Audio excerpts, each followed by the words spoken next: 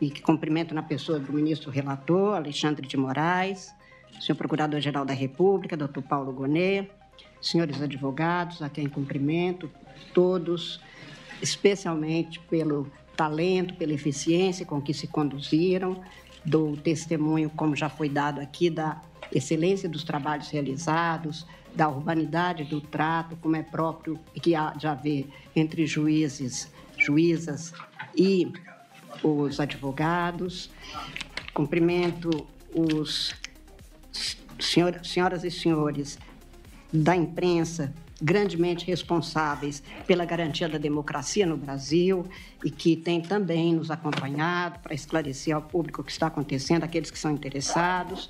Cumprimento as senhoras e os senhores juízes e juízas, especialmente aqueles que auxiliares atuam com a gente, e com isso eu cumprimento a Magistratura Nacional, cumprimento de uma forma muito especial as servidoras e os servidores deste Supremo Tribunal Federal, que tanto nos ajudam no dia a dia.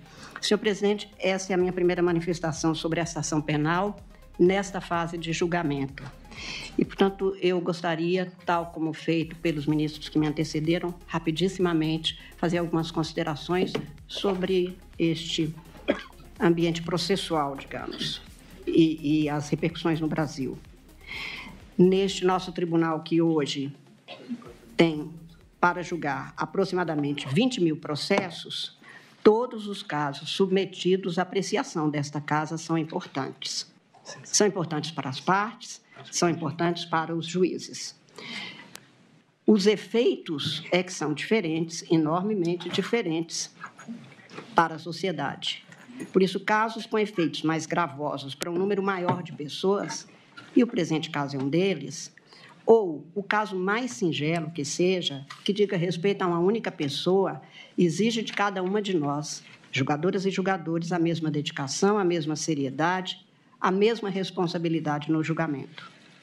Mais ainda quando se tratam de ações penais, porque nestes julgamentos a conotação é mais grave, porque há, de um lado, os direitos fundamentais de todas as pessoas e, de outro lado, o direito que a sociedade tem de ter uma resposta, seja uma resposta de absolvição, seja uma resposta de condenação, que há de ser bem desempenhada pelos órgãos de investigação, pelos órgãos de acusação e pelos órgãos judiciais.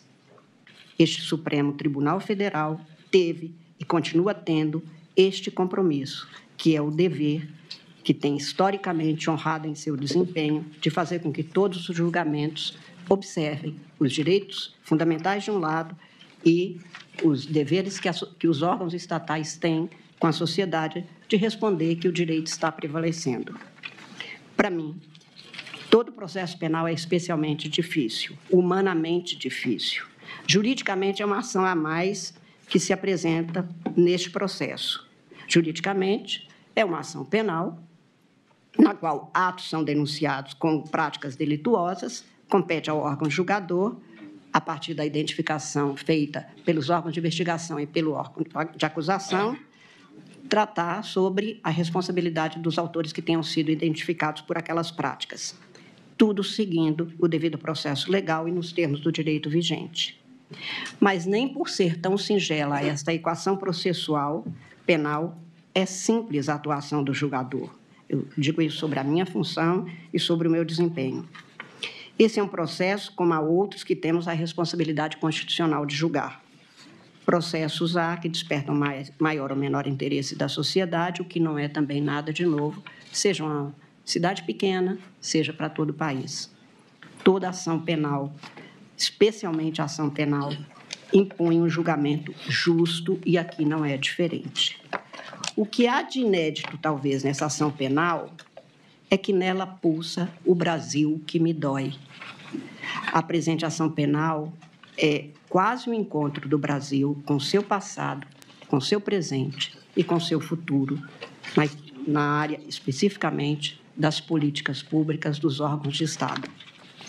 Outro dia, um queridíssimo amigo, Afonso Borges, me levou a reler e pensar sobre uma grande obra de Afonso Romano Santana, Que País é Esse? E ali o autor poetava em sofrimento. Uma coisa é um país, outra um fingimento. Uma coisa é um país, outra, um monumento. Uma coisa é um país, outra, o aviltamento. Eram tempos difíceis aqueles nos quais foi produzido esse poema tão doído, e aquele poeta dizia: este é um país de descontínuo, um país onde nada congemina.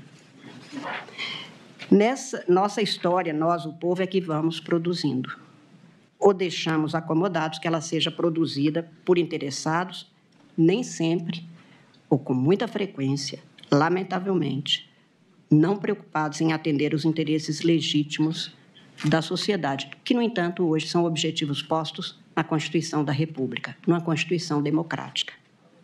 O descontínuo da história jurídica e política do Brasil dá-se, em grande parte, pela reiteração de atos, fatos e práticas reiteradas de rupturas constitucionais, institucionais, políticas, que impedem a maturação democrática deste país, que impedem o surgimento de novas lideranças sociais e políticas que poderiam fazer florescer novas ideias, novas formas de atuar no espaço da República, que neste mundão desarvorado e desalentado, em que vendilhões negociam mentes e gente sem precisar sequer se levantar de suas poltronas, porque apertar teclas que movimentam algoritmos e criptomoedas não demanda mais que uma ordem verbal, neste mundo, florescer uma nova forma de atuar na sociedade é importante para fazer com que essa vida seja uma aventura mais amena.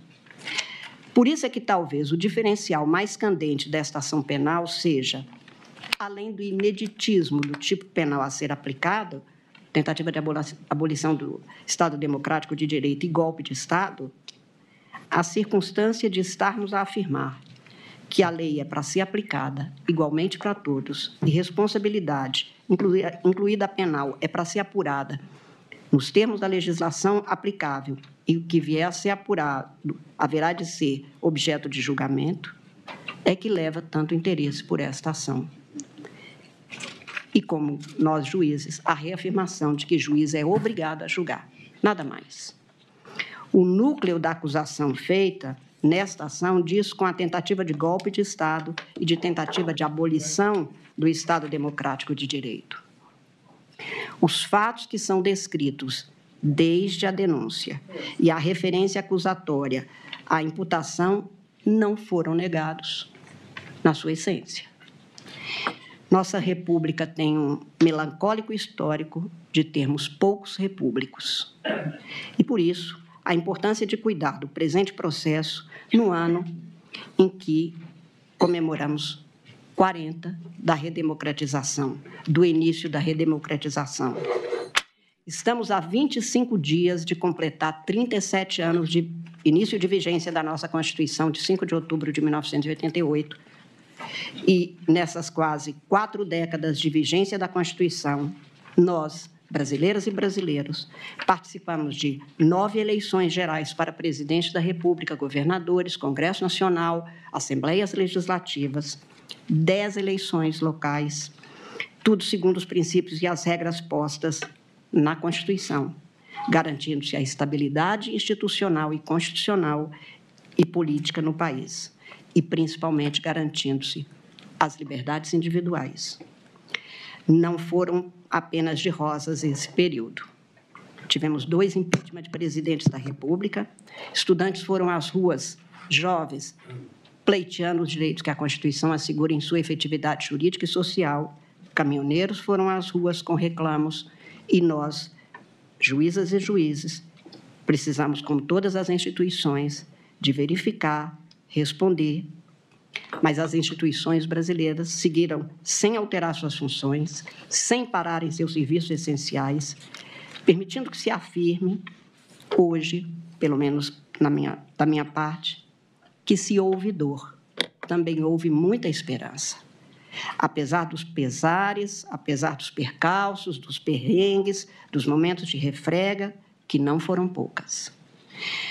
Mas desde 2021, para além da aprovação mundial da pandemia Covid-19, novos focos de pesares sociopolíticas brotaram nestas terras a partir de estratégias e práticas voltadas a objetivos espúrios, ou seja, exatamente o que foi denunciado. Práticas que comprometeram ou que se conduziram no sentido da tentativa de abolição do Estado democrático de direito e de tentativa de golpe de Estado. Numa sequência encadeada e finalística, arou-se um terreno social e político para semear o grão maligno da antidemocracia, tentando-se romper o ciclo democrático das quase 4 décadas que vinham sendo experimentadas constitucionalmente pelo povo brasileiro. Nessas observações iniciais, portanto, senhor presidente, eu, em meu voto, fiz algumas notas. Em primeiro lugar, nunca é demais lembrar que, por mais que se cuide da saúde pública e política de uma sociedade estatal, por mais que se cuide da estrutura institucional, por mais que se cuide de produzir instrumentos ou vacinas constitucionais e legais para se imunizar a sociedade e o Estado de aventuras ditatoriais, em nenhum lugar do mundo, e menos ainda aqui, não se tem imunidade absoluta contra o vírus do autoritarismo, que se insinua insidioso, destilando seu veneno a contaminar liberdades e direitos humanos. Não poucas vezes, aliás, núcleos cinicamente tentaram, surrupiados por antidemocratas, tentaram se fazer valer exatamente de titulares desses mesmos direitos. E é por isso, e não por outro motivo, que as legislações em todo o mundo passaram a cuidar, em seus sistemas constitucionais e penais, do Estado democrático de direito e dos instrumentos e tipos penais para tipificar como golpe de Estado um crime praticado. Eu lembro, senhor presidente, senhores ministros, que de 1851 a 1870, ou seja, quase 170 anos atrás, um dos maiores escritores do Ocidente, Victor Hugo, que foi um ferrenho oposicionista ao golpe de Estado de Napoleão III, escreveu, exilado que estava, um livro que se chama História de um Crime. O crime é o golpe de Estado. E nesta obra há uma passagem que, vou me permitir ler rapidissimamente, um diálogo de alguém da Armada que oferece a uma pessoa, uma autoridade, apresenta algumas propostas. Eu vou fazer uma tradução livre, até porque o texto é rapidíssimo, é breve.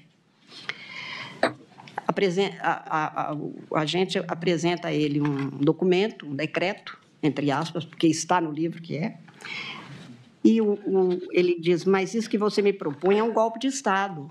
O outro diz, você acredita nisso? Ele diz, sem dúvida. Nós somos a minoria e seríamos a maioria. Nós somos uma porção da Assembleia e agiríamos como se fôssemos a Assembleia inteira. Nós que condenamos a usurpação seríamos os usurpadores. Nós, os defensores da Constituição, afrontaríamos a Constituição. Nós, os homens da lei, violaríamos a lei. É um golpe de Estado. O outro responde, sim, mas um golpe de Estado para o bem. Ele diz, o mal feito para o bem continua sendo mal.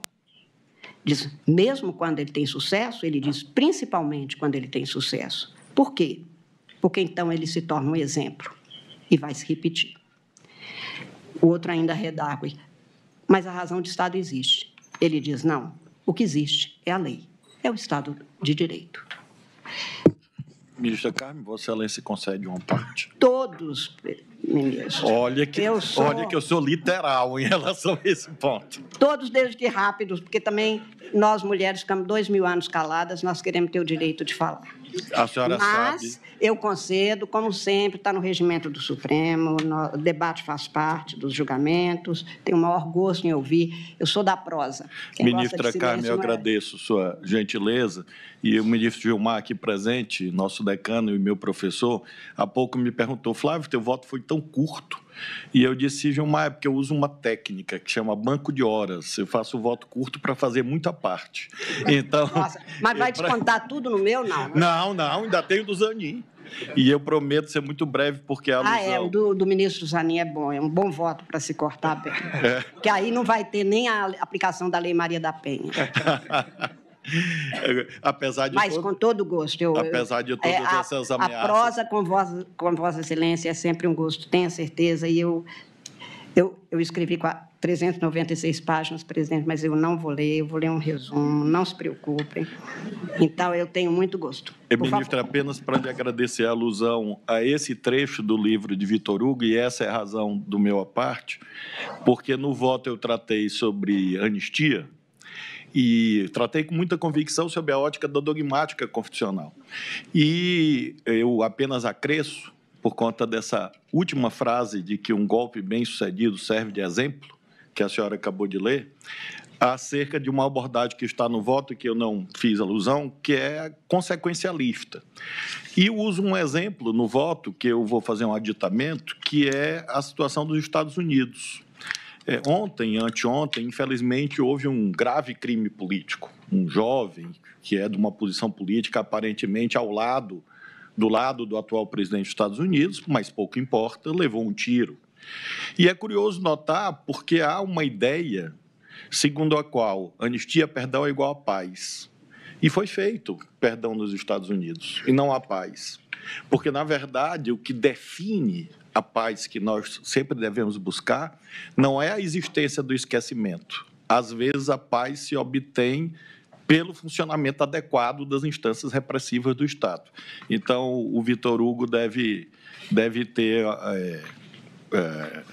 razão nessa reflexão e serve para que eu fortaleça essa convicção em relação ao meu voto. Como a senhora viu, nem 2 minutos. Obrigada. Eu ainda tenho mais 40 no banco de horas. Obrigado, ministro. Isso é um problema para Vossa Excelência, ministro Zanin. Enfim, digo que golpes de Estado são processos sociopolíticos complexos, ambíguos e destrutivos. Minam a estrutura de sustentação política, jurídica, econômica e institucional legitimamente vigente.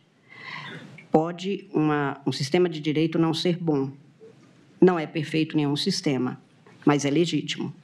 Por isso, distinguindo-se completamente de outros tipos penais, a tipificação desses crimes que estão no núcleo da acusação feita pelo Procurador-Geral da República distinguem-se até mesmo daqueles em que várias pessoas praticam delitos, são identificados, delineados, mas não têm a mesma conotação destes crimes aqui.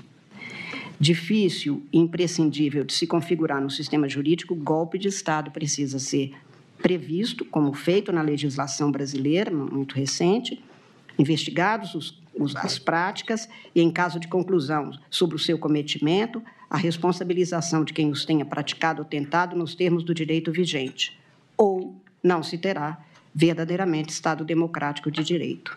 Não há que se inventar normas ad hoc para punir golpistas, isso também seria autoritarismo, portanto, afronta ao Estado democrático de direito, mas no Brasil, o que estamos tentando fazer é valer a norma vigente sobre os tipos penais, a subsunção dos comportamentos a esses tipos. Como lembrei, é dever dos órgãos estatais apurar a ocorrência da alegada tentativa de abolição do Estado democrático de direito e de golpe de Estado, quer dizer, da prática de atos contrários às instituições democráticas e o exercício dos cargos de poder e seus autores e verificar em que medida eles têm que responder por isso.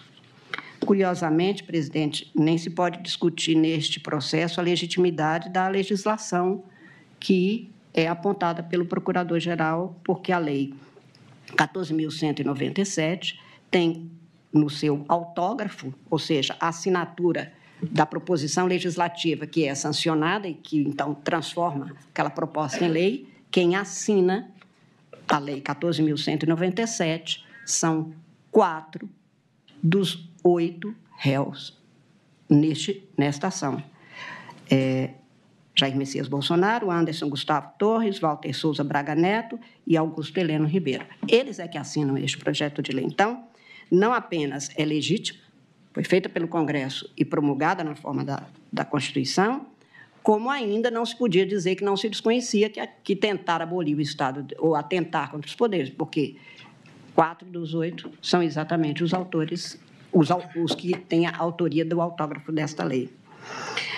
É certo, uma maior dificuldade de apuração da prática desses crimes. Não se tem um ou alguns atos, mas há um conjunto de estratégias, de ações encadeadas, empreendidas, às vezes, com aparência que falseia a intenção de tomada ou permanência no poder, e tudo isso é feito de maneira a um aliciamento que instabiliza, e é num ambiente de crise que os golpes de Estado propagam. Todos os empreendimentos que espalham seus tentáculos de objetivos autoritários são ações plurais, pensadas, executadas com racionalidade, na busca da finalidade específica. Ao julgador compete ficar apegado aos fatos narrados pelo órgão acusador, às defesas apresentadas pelas partes, aos seus argumentos, ao que tenha sido comprovado para concluir o enquadramento ou não dos fatos, a legislação vigente, a comprovação da autoria, e é isso que se faz em todo caso, e aqui não foi diferente. Apenas registrar no final que o 8 de janeiro de 2023 não foi um acontecimento banal, depois de um almoço de domingo, quando as pessoas saíram a passear. O inédito e infame conjunto de acontecimentos havidos ao longo de 1 ano e meio para insuflar, maliciar, instigar, por práticas variadas de crimes, conducentes ao vandalismo, haveria de ter uma resposta no direito penal, o que foi, aliás, anunciado pela então presidente deste Supremo Tribunal Federal, ministra Rosa Weber, na sessão de abertura do ano judiciário de 2023, ou seja, 3 semanas depois dos ataques destrutivos a valores e bens jurídicos, dentre os quais a sede deste Supremo Tribunal Federal. Naquela tarde de 1º de fevereiro de 2023, a minha querida ministra Rosa Weber alertava que, aspas, as instalações físicas de um tribunal podem até ser destruídas, mas a ela sobrepaira e se mantém incólume a instituição Poder Judiciário em seu elevado mistério de dizer e tornar efetivo o direito, viabilizando a vida em sociedade, realizando o valor justiça. Não sabiam os agressores do 8 de janeiro que o prédio sede do Supremo Tribunal, na leveza de suas linhas e na transparência de seus vidros, enquanto símbolo da democracia constitucional, é absolutamente intangível à ignorância crassa da força bruta. De todo inútil para os que perseguiam a destruição do patrimônio físico do Supremo, que, na verdade, é patrimônio do povo brasileiro. A inspiração que anima as estruturas concebidas pelo gênio de Niemeyer, assim como os valores que informam a atividade jurisdicional dessa casa, jamais serão atingidos ou subjugados pela barbárie, nem pela barbárie. Seus juízos se sentirão intimidados.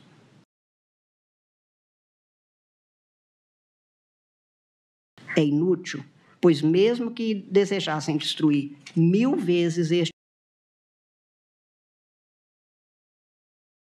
Supremo Tribunal Federal, subsistiria incólume o sentimento de reverência dessa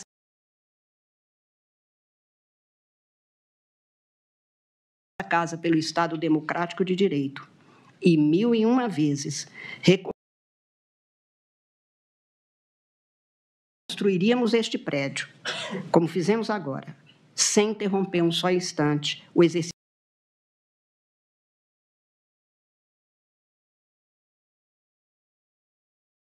da jurisdição, graças à tenacidade dos que respeitam as instituições e amam a democracia. Mas ela, então, advertia: isso não desfigura a invasão criminosa, nem ameniza o ataque covarde, nunca antes perpetrado contra as instalações dessa Suprema Corte. E dizia: assevero, em nome do Supremo Tribunal Federal, que, uma vez erguida da justiça clava forte sobre a violência cometida em 8 de janeiro, os que a conceberam, os que a praticaram, os que a insuflaram e os que a financiaram serão responsabilizados com rigor da lei nas diferentes esferas. Só assim se estará a reafirmar a ordem constitucional, sempre com observância ao devido processo legal, resguardados a todos os envolvidos as garantias do contraditório e da ampla defesa, como exige e prevê o direito penal de índole democrática.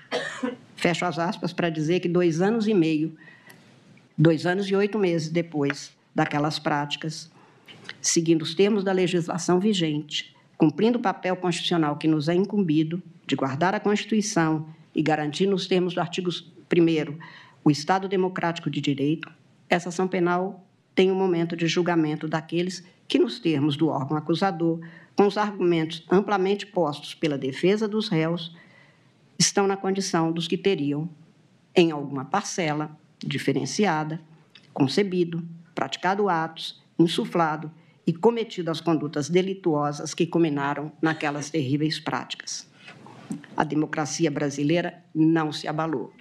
Os prédios foram reconstruídos. A hora é de julgamento. O Estado democrático brasileiro se aperfeiçoa, porque o Brasil é um país e somente com a democracia um país vale a pena. Por isso, senhor presidente, eu passo as considerações, fundamentos e conclusão do meu voto. Como disse, está aqui o voto impresso, que eu não lerei de jeito nenhum, mas... Se tem voto eletrônico, não precisa de voto impresso, né? Mas eu gosto de papel. Eu gosto de papel. Gosto muito de escrever. Nós gosto somos da mesma época, ministra. Nós muito dois obrigada. somos analógicos, embora a senhora seja mais jovem. Claro. Fosse o contrário. Quanto às preliminares, presidente, eu poderia até, de alguma forma, passar, e vou passar mais rapidamente, considerando que elas já foram, em grande parte, respondidas pelo ministro relator desde a primeira hora. Eu apenas queria anotar o que me chamou mais atenção ao redigir o voto. Quanto à suspeição e impedimentos, isso foi decidido pelo plenário e, portanto, aqui não volto. Eu estou rejeitando a preliminar de parcialidade e suspeição, rigorosamente nos termos do que foi votado pelo plenário e já, portanto, decidido. E é bom que se diga, o que a gente vota no plenário, em geral, pelo princípio da colegialidade, a gente aplica, se for o caso, ressalvando entendimento. O contrário é que não acontece. Pode-se levar de novo um tema ao plenário, e no plenário a gente pode, aí sim, reafirmar a posição pessoal, o entendimento, a compreensão pessoal. Não é o caso, este caso já foi decidido. Também se alegou defesas, que eu no voto alinho de cada um, quem fez a advertência, defesas sobre a competência deste Supremo Tribunal Federal e desta primeira turma para processar e julgar esta causa. Presidente, esta causa, como outras que vieram, esses 19 anos e meio integrando este Supremo, este tema veio para nós desde 2007, quando houve o recebimento da denúncia no caso da ação penal 470. Eu sempre votei do mesmo jeito. Entendi que, pelas características e pelas pessoas que foram indicadas, umas se fazendo acompanhar de outras que tinham foro, eu sempre entendi que a competência era do Supremo Tribunal Federal. Então, não há nada de novo para mim em votar do mesmo jeito que sempre votei, como disse, mesmo com grandes temas dos advogados, com grandes argumentos. Me lembro que, em 2012, por exemplo, o ministro Márcio Tomás Bastos chegou também à tribuna, junto com outros advogados, a sustentar a mesma tese, e não há o meu convencimento sobre isso, com base na legislação, que, neste caso, é interpretada de maneira diferente, com toda certeza. Eu mantenho o meu entendimento e estou aqui discorrendo sobre isso, inclusive com estes precedentes. Estou rejeitando quanto ao julgamento pela turma, que também já foi objeto de indagação.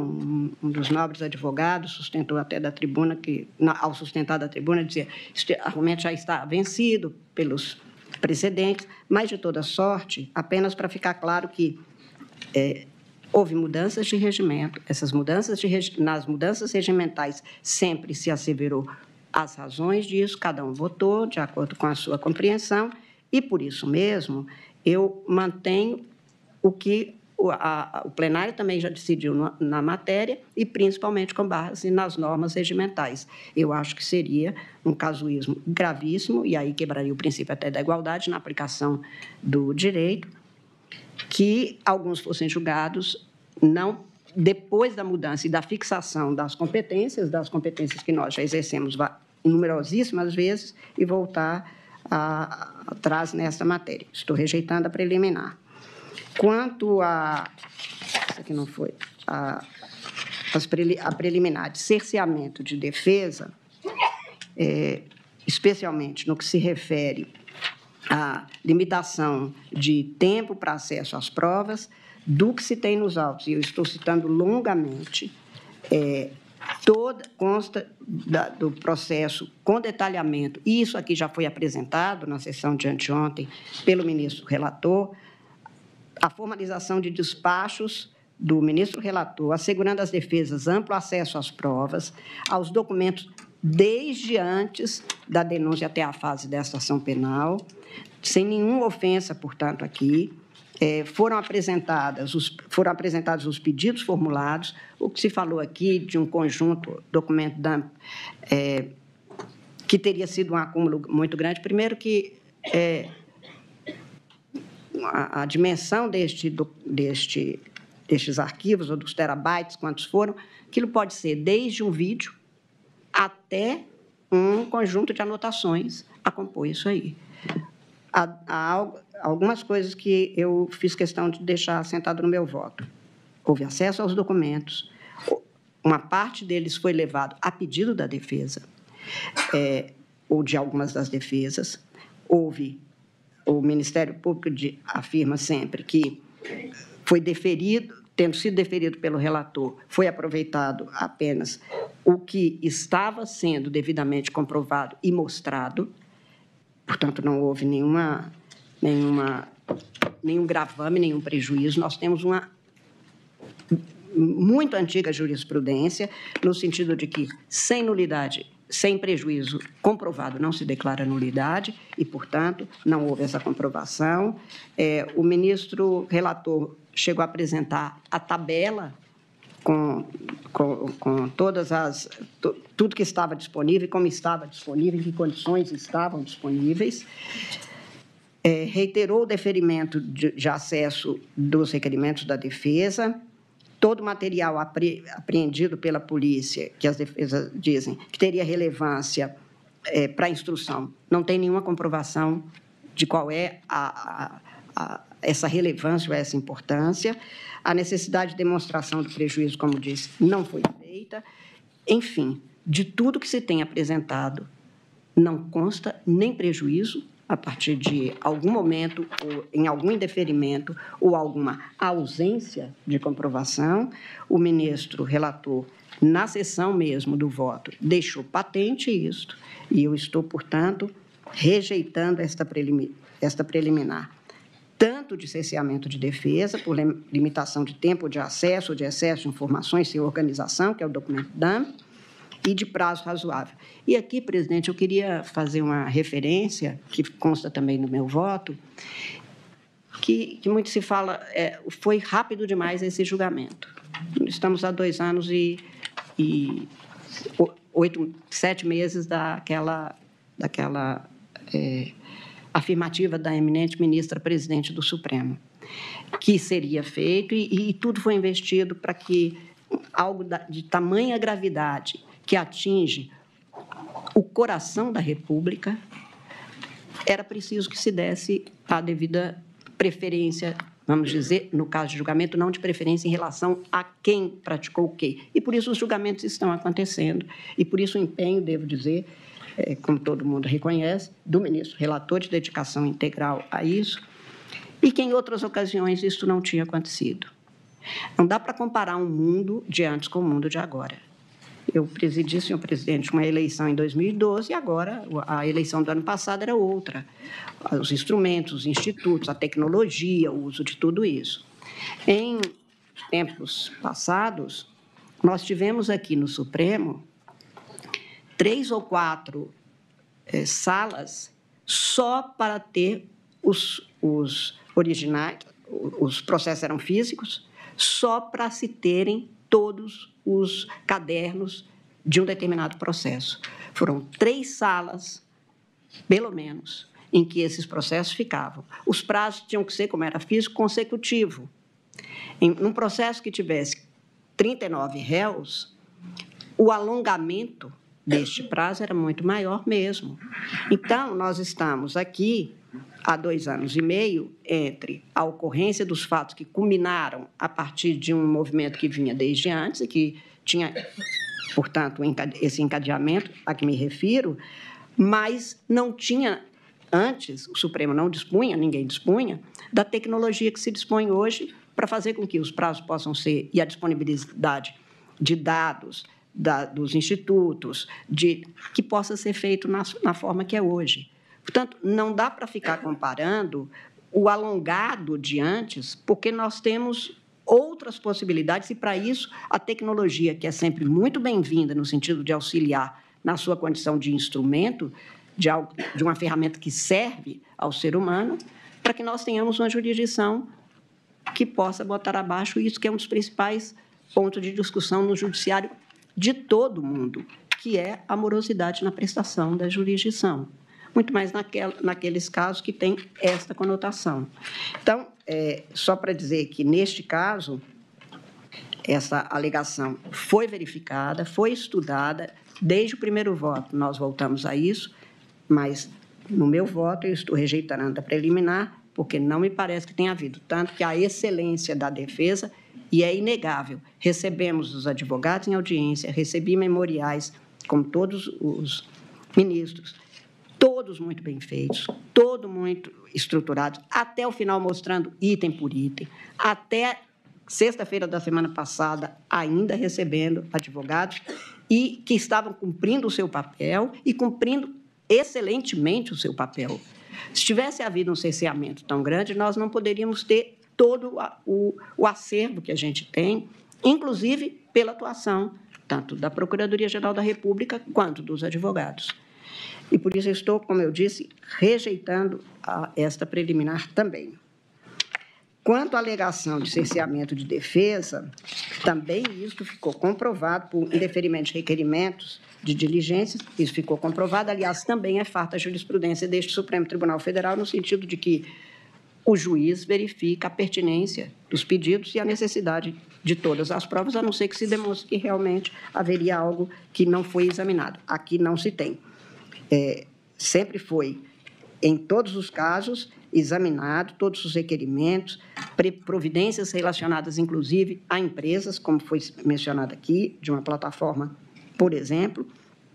A defesa formulou requerimento, foi mandada, teve a resposta, vem outro requerimento fora do prazo e afirmando que seria provável que fosse, que era conhecida desde antes e não tinha sido pedida, e há a formalização do processo mesmo. Portanto, eu estou rejeitando também essa preliminar, não verifiquei nada que pudesse ser considerado atentatório ou à Constituição, ao princípio da ampla defesa, do devido processo legal, ou sequer a nossa súmula mesmo, que garante aos advogados, a súmula 14, que garante aos advogados o direito a ter acesso a tudo que está nos autos. E, neste caso, o indeferimento das diligências complementares só não foi deferida na segunda passagem, exatamente porque não havia o cumprimento das regras. Sobre a suspensão de processo, nós até já resolvemos isso em questão de ordem, o acórdão foi publicado, não houve recurso da parte, embora agora o advogado, cumprindo o seu papel, volta com o assunto. Mas já foi decidido em questão de ordem, foi publicado o acórdão e não houve recurso contra aquele julgado. Eu estou, portanto, também nesta passagem, neste ponto, rejeitando. Argue-se ainda a nulidade da colaboração premiada.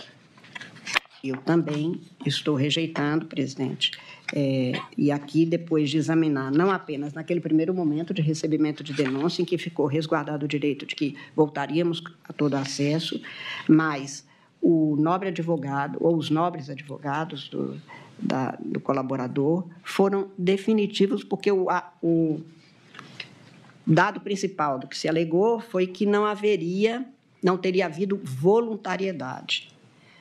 O colaborador voltou, reafirmou, desde as primeiras defesas até as alegações finais e a sustentação oral, que o colaborador atuou livremente, espontaneamente, porque queria, e por isso não há nada que possa infirmar isso, menos ainda o outro, ainda que com interesses legítimos de parte, como de um outro réu, dizer que ele não estava à vontade ou espontâneo ou com a voluntariedade no sentido de livremente poder anuir. Fosse isso, ele teria tido todas as oportunidades em que esteve perante os julgadores, perante os órgãos de investigação, que estava sempre com seus advogados, estava sempre questionado sobre isso e reiterava a sua vontade de colaborar. Portanto, não consta dos autos, absolutamente não consta dos autos, que haveria algo a macular a colaboração premiada, no sentido de que não estaria presente a voluntariedade. Aliás, a última vez foi da tribuna, semana passada, em que ele disse que ele livremente, voluntariamente, quis fazer a colaboração. Também não vi nenhuma razão para se dizer que isso teria ficado demonstrado porque houve muitas idas e vindas e porque o que se teve e que a Procuradoria mesma afirma, neste ponto, é que foi chamado mais de uma vez e o ministro relator, de novo, voltou a este tema, no sentido de que todas as vezes que precisou de esclarecimento, foi chamado e devidamente afirmado que ele queria e apresentou o que tinha. E não é possível se dizer, presidente, que uma pessoa que fez uma vida toda numa corporação sujeita a uma hierarquia, mencionar atos obviamente ilícitos de seus superiores não é tarefa fácil mesmo. É preciso que a gente veja tudo isso com a humanidade que é própria do que estamos fazendo, lidar com atos praticados por seres humanos com todos os seus limites, desde que isto não contamine aquilo que é o comportamento que se espere.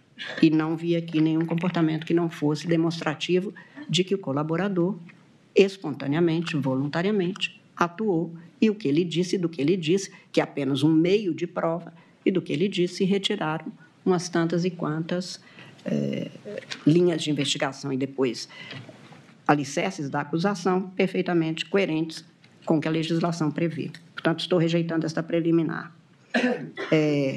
Alegação também como preliminar, de nulidade do processo por participação, pelo indeferimento de participação nos interrogatórios, voltei a todos os documentos e estou transcrevendo, presidente.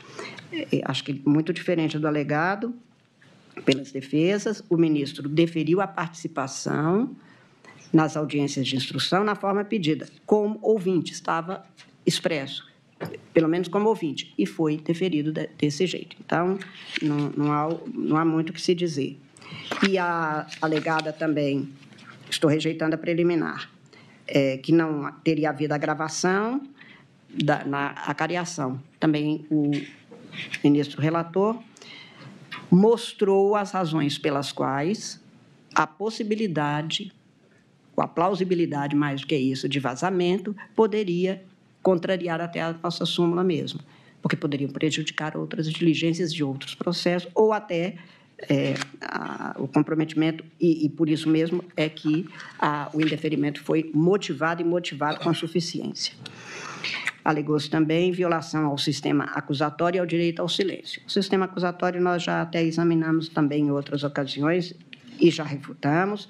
Quanto ao direito ao silêncio, foi respeitado como se mostrou. Constou o registro das questões que seriam feitas e assegurado que ele não responderia, como é próprio do direito constitucional, o direito ao silêncio. O direito ao silêncio para não fazer prova contra si mesmo. E isto foi devidamente assegurado, então, realmente não tinha nenhum sentido esta preliminar que foi arguída. No mérito, presidente, senhores ministros, o Procurador-Geral da República denunciou Alexandre Ramagem Rodrigues, Almir Garnier Santos, Anderson Gustavo Torres, Augusto Heleno Ribeiro Pereira, Mauro César Barbosa Cid, Paulo Sérgio Nogueira de Oliveira e Walter Souza Braga Neto, pelos crimes de organização criminosa, pela tentativa de abolição violenta do Estado Democrático de Direito, pela tentativa de golpe de Estado, dano qualificado, pela violência e grave ameaça contra o patrimônio da União e o dano de patrimônio da União pelo 62.1 da Lei 9605. Eu fiz uma descrição no meu voto sobre os crimes, que penso deles, o que é a compreensão, e depois a cada um como se enquadrariam as condutas e quais condutas, se fosse o caso, e não vou fazer, neste momento, que acho que não é próprio mesmo, presidente, a participação maior ou menor, porque nós vamos fazer isso quando tiver a fixação, a definição de pena, se for o caso, e das penas, portanto, é que se ressairá a atuação proeminente, maior ou menor de cada uma. E, portanto, deixo isso só para esta fase. Mas sobre os crimes, rapidamente também passo, que quanto à organização criminosa, que é um tema que o Supremo Tribunal Federal tem enfrentado em numerosíssimas ações penais, em inquéritos, até em habeas corpus, nós muitas vezes nos debruçamos sobre as alegações sobre isso, a Procuradoria afirmou exatamente, e acho, e já antecipo que, para mim, fez prova cabal, de que um grupo liderado por Jair Messias Bolsonaro, composto por figuras chaves do governo, das Forças Armadas e de órgãos de inteligência, desenvolveu e implementou plano progressivo e sistemático de ataque às instituições democráticas, com a finalidade de prejudicar a alternância legítima de poder nas eleições de 2022, minar o livre exercício dos demais poderes constitucionais, especialmente do poder judiciário.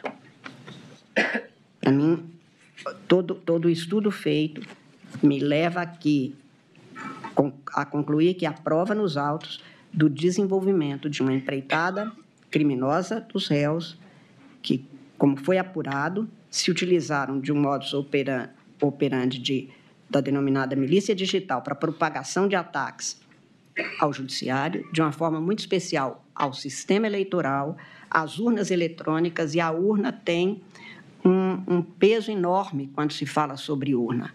A urna hoje é, efetivamente, algo do povo brasileiro. Qualquer manifestação que se tenha, até manifestações populares, nós temos a referência à urna, que é mesmo, como tudo que é público, é do povo, mas, neste caso, como algo que foi sendo implantado para que a gente ultrapassasse problemas que nós já tivemos do sistema eleitoral brasileiro no início do século passado. E, em tudo isso, esta propagação é importante e somente com uma organização é que a gente poderia ter isso. Não são atos soltos, não é um que pensou isso e o outro também pensou, até mesmo a forma de divulgar que a urna não era crível, que havia fraude nas urnas, o que nunca foi questionado antes, até porque a urna foi implantada, urna eletrônica, de 96 para cá, sempre com o povo brasileiro atuando junto. Nós nunca cogitamos de aplicar a todo o povo uma novidade da urna. Isto desde sempre. Isto é um modelo. E, por isso, nós nos tornamos, o que não é comum nós assumirmos que temos no Brasil, a condição de sermos matriz de um modelo, matriz, portanto, para que se tivesse modelarmente um sistema de votação com a eficiência e a segurança e a transparência que nós temos. Tudo que se inventa a respeito de algo é para plantar uma desconfiança, e mais adiante eu falarei, isto precisa de uma série de atos. Isto nunca é um ato isoladamente tomado, é fácil de ser considerado de menor importância. Quando se põe no encadeamento, é que se vê. Isto não vale só neste caso. Por exemplo, uma organização criminosa que pratica uma série de crimes, e a gente fala, uma organização criminosa do tráfico.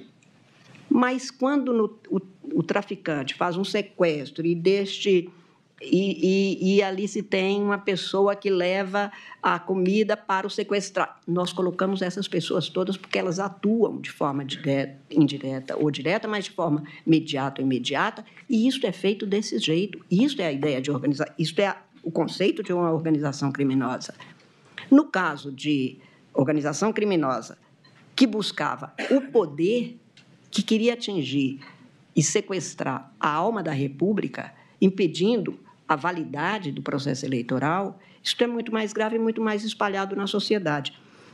E eu lembro, presidente, que não é infrequente nem incomum, lamentavelmente, nestes tempos de tanta notícia sobre a desmantelamento, a tentativa de desmantelamento das instituições democráticas como pensada desde o final das guerras mundiais do século XX, desde então, nós temos a consolidação de modelos democráticos. E estes últimos anos em que a gente vê esta chamada erosão democrática, ou tentativa de erosão democrática, a questão eleitoral é posta no centro dela.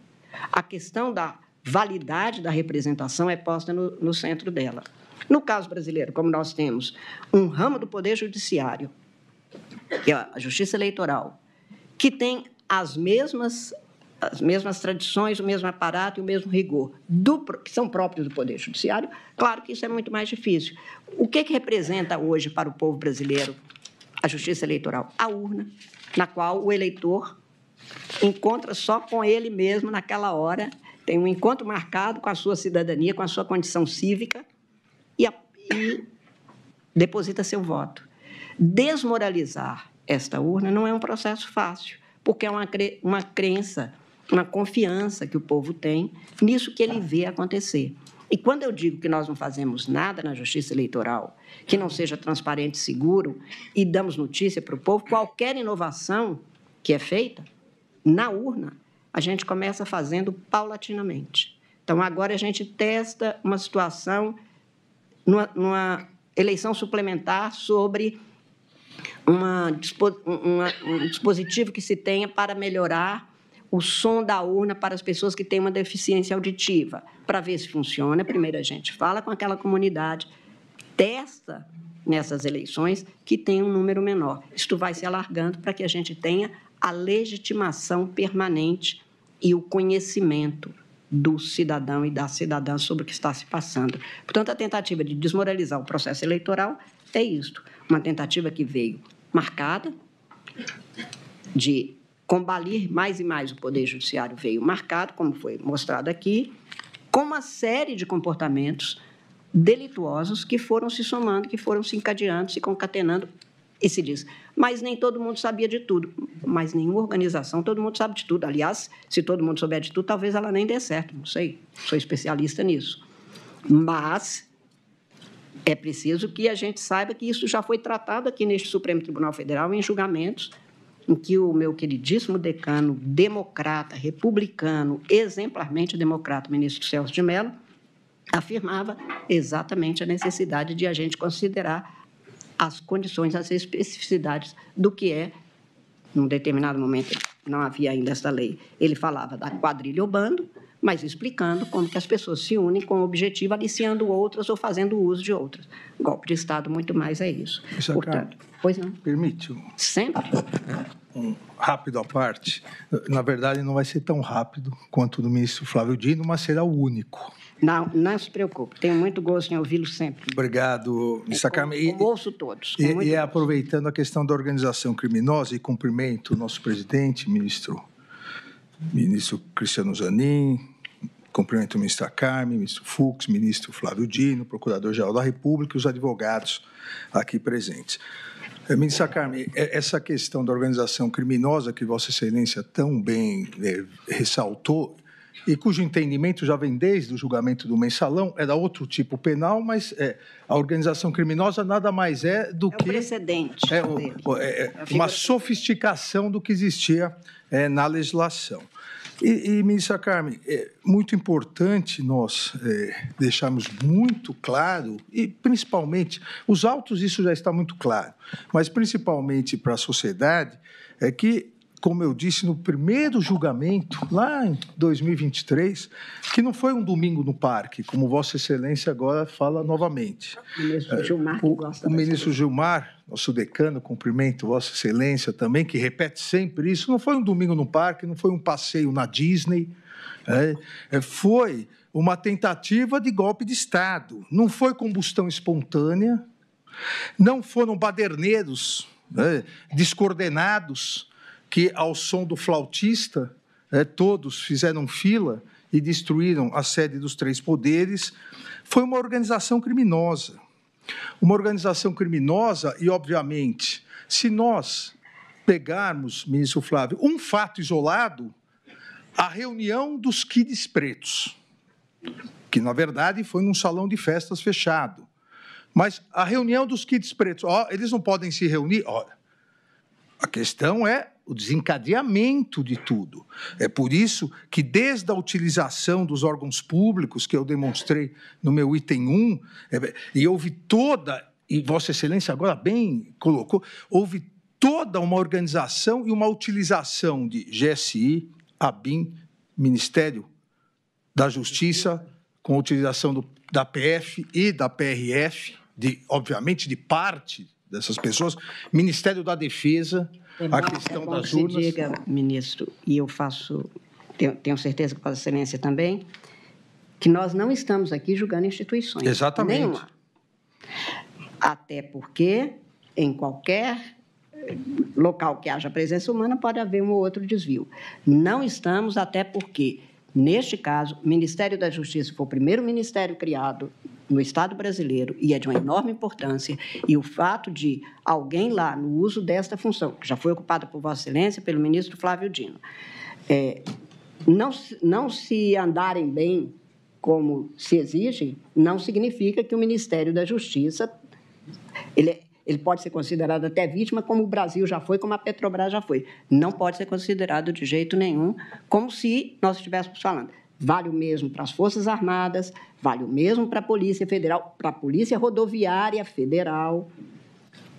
São pessoas que se organizam fora e até se valendo destes cargos nessas instituições. Apenas, e para a Presidência da República, a mesma coisa. E talvez por isso é que o Ministério Público, o Procurador-Geral da República, identificou núcleos. Exato. Porque as funções e o que eles desempenhavam, tudo voltado para o mesmo fim, liderados por uma pessoa, por uma figura central, e mesmo quando não se tinha a amostragem de que aquela liderança comparecia. É exatamente isso. Por isso é que é uma organização. Ministra Carmen, exatamente assim como no primeiro dia, quando votei, eu ressaltei a questão das Forças Armadas, que as Forças Armadas, e principalmente 2 dos 3 comandantes, honraram a farda que vestiam. Isso vale, como Vossa Excelência disse, para a Polícia Federal, para a Polícia Rodoviária Federal, que combatia diuturnamente esses grupos que tentaram se apoderar do Estado. Essa organização criminosa, liderada por Jair Messias Bolsonaro, tentou simplesmente se apoderar do Estado. Com o discurso, que Vossa Excelência lembrou agora, com o discurso de desnaturar a questão democrática no sentido de deslegitimar as urnas. Olá, você que chegou até aqui. A rede de comunicação NBS está crescendo e você faz parte dessa história. Estamos expandindo nossos horizontes e levando conteúdo de qualidade para ainda mais pessoas. Tem curiosidade pelo mundo e pela ciência? Então conheça o canal NBS, com conteúdos atemporais e fascinantes. Quer se manter bem informado com leveza? O NBS Notícias te traz o cotidiano de um jeito que prende. Se o que te move são histórias reais e emocionantes, vem com a gente no canal História para Emocionar. Ama o Universo Pet? O repórter Conradinho tem um canal só dele, voltado aos nossos melhores amigos de 4 patas. E para quem não perde uma fofoca quentinha, o Te Contei é o seu novo vício. Além disso, temos canais darks em vários idiomas, levando nossa linguagem única para um mundo. E não para por aí. Quer interagir com a gente? Acesse o nosso site, redes sociais e os perfis oficiais do repórter Milton Santos. Todos os links estão nas descrições dos nossos vídeos. Somos gratos por cada curtida, cada comentário, cada compartilhamento e por cada nova inscrição. Você que já está com a gente, o nosso muito obrigado por acreditar nesse sonho. E se você está chegando agora, seja muito bem-vindo à família NBS. Sua presença nos honra, nos inspira a fazer cada vez mais e melhor. Porque aqui a nossa missão é clara: levar conteúdo que te informa, te emociona e te diverte. Rede de Comunicação NBS. A gente se vê por aqui.